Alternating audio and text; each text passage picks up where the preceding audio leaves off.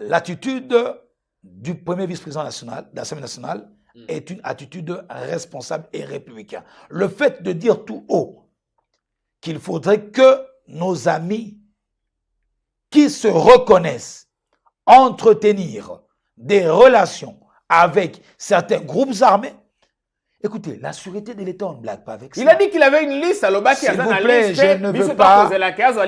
S'il vous plaît, monsieur Jean-Pierre, je connais votre attitude, votre tendance. Vous avez votre point de vue à vous. Moi, je donne mes réponses Ici, à ce moi. sont des faits. Ici, ce sont des les faits. faits dont vous relevez, les faits dont vous relevez, vous n'avez pas un soubassement clair à prouver. Il y a une vidéo qui existe. S'il vous plaît, méfiez-vous des vidéos. Attendez, un président de l'Assemblée nationale, un premier président de l'Assemblée nationale, lorsqu'il agit, il agit en pleine plénière et il agit avec des soubassements clairs. Et ce que vous dites là, je vous laisse cette responsabilité. Mais ce que moi je puis dire quand on parle de populisme, attends, déjà le mot populisme, qu'est-ce que ça veut dire?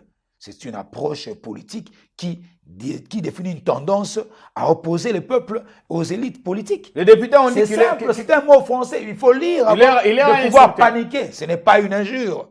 Ce n'est pas une injure. Je ne viens pas faire sa défensive.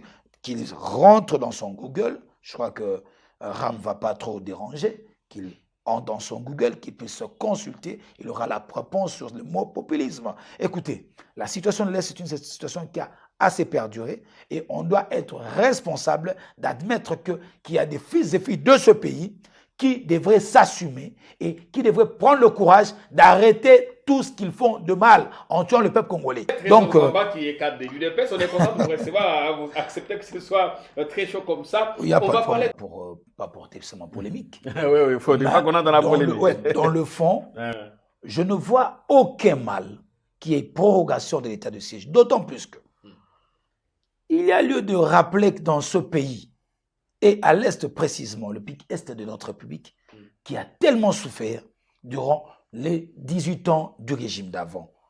Il y avait des guerres et des guerres. Plusieurs groupes armés. Ça fait depuis plus de 30 ans.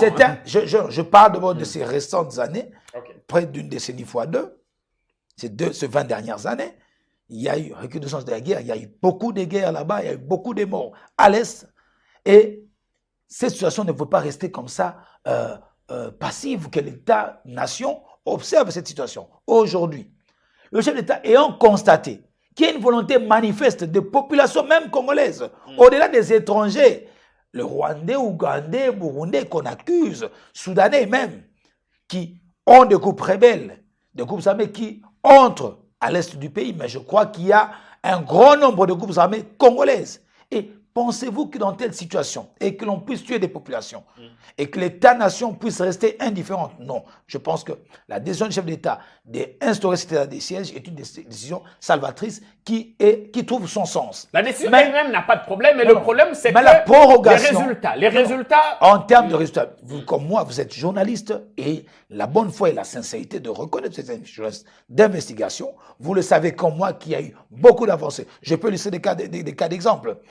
Aujourd'hui, on a pu mettre la main à plusieurs compatriotes parce qu'on doit déceler les causes, même les raisons, ou encore qui sont les acteurs. Les acteurs principaux se retrouvent et là-bas et ici à Kinshasa. On s'entend cela. Parce que comment se fait-il qu'il y ait de guerres, qu'il y ait de groupes armés et que l'on retrouve parmi ces groupes armés la population vivant à l'Est, participant activement. Le jour où on est la population, on est femme, excusez-moi, j'ai du respect pour la femme congolaise, et le soir, on est activiste rebelle de groupes armés. On a vu les images.